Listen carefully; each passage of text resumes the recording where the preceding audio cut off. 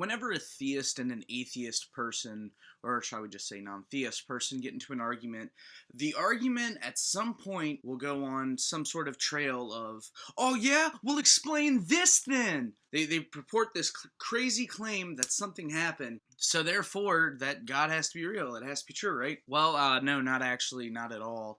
I actually can dispute pretty much every miracle. First off, I don't have to believe your miracle story. Secondly, you are not a scientist. So I cannot trust when you purport a miracle that you have accurately analyzed all of the data and made the tests necessary to prove your conclusion.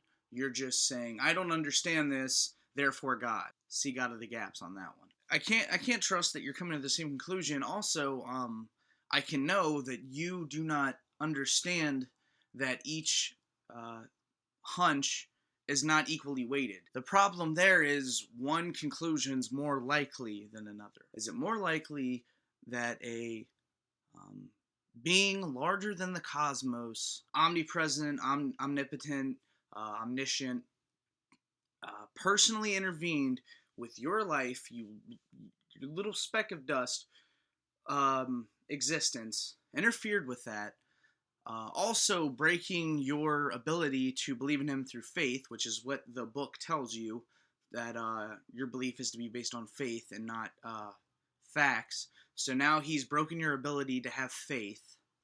For what reason? To show you something, or just because he felt like you needed proof and know that you couldn't possibly show to anybody else? Or is it more likely that there are factors that you did not consider, or parts of the objective physical universe that we live in that you don't have knowledge of enough to put together in your head what actually happened? I think every Christian who has said they've experienced a miracle and can't explain it should have to immediately be subjugated to a shroom trip.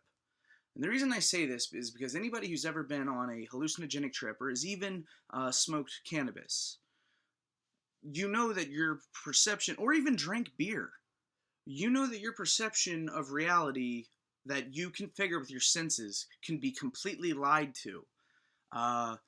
Even without inebriation of any sort. Optical illusions are the perfect example. There's even auditory illusions. We could trick the human brain. Your senses aren't right. This isn't how the universe looks, but I'm digressing. The point here is your senses aren't perfect. So just because you observe something with your senses doesn't mean it's so. I also want to make the last point that eyewitness testimony, as you've probably heard, is not very accurate, and they've done several tests to prove this. And in fact, in your life, you've probably given faulty eyewitness testimony before. So my point here is, when you tell me about a miracle, the things I'm thinking of are, you're not smart enough, not saying I would have been, but you're not smart enough to accurately analyze the event that occurred scientifically. Your senses can be deceived. We know that. And eyewitness testimony and anecdotal evidence doesn't account for very much. So you're going to have to do a little better than that. Duh.